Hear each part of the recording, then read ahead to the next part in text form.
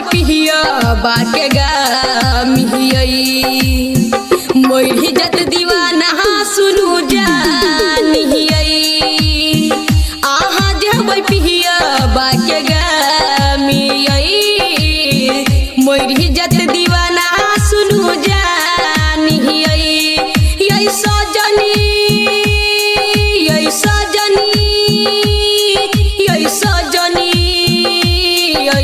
सहजनी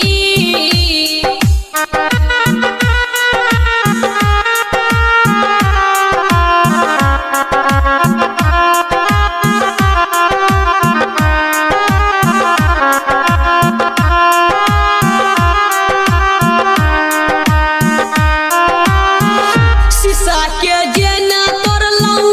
सोचल सपना बिखरलऊ अब बोलू ना कोना सनम हमरा बिसरलऊ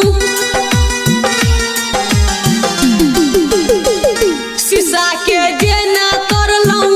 सोचल सपना बिखरलऊ अब बोलू ना कोना सनम हमरा बिसरलऊ आँखिया से टपकै छै पानी ऐसा जनी प्यारी के अजीब छै कहानी मंगिया सजेबै ससुरा जेबै कहियो भूला न पेबै आहा जेबै पिहिया बाके गामियई मोरी जत दीवाना सुनु जानियई आहा जेबै पिहिया बाके गामियई मोरी जत दीवाना सुनु जानियई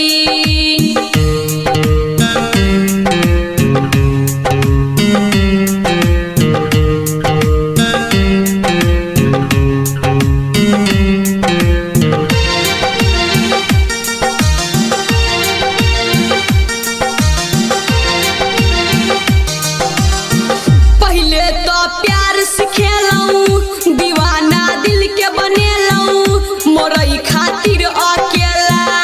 ई दुनिया छोड़ देलऊ पहले तो प्यार सिखेलऊ दीवाना दिल के बनेलऊ मोरई खातिर अकेला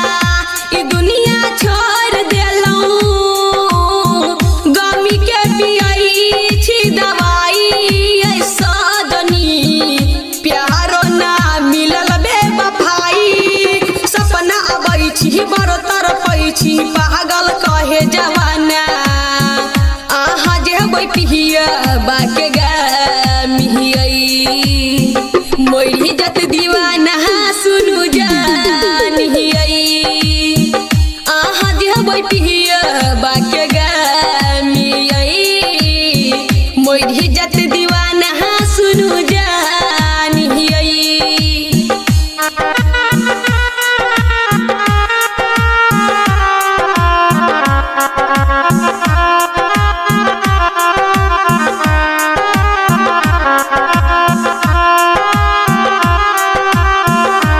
म्यूजिक बाय डीजे बालकृष्ण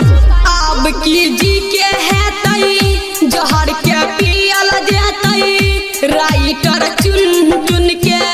जिंदगी मौत हेतई अब की जी के हेतई जहर के पियल जेतई सोनू संगम के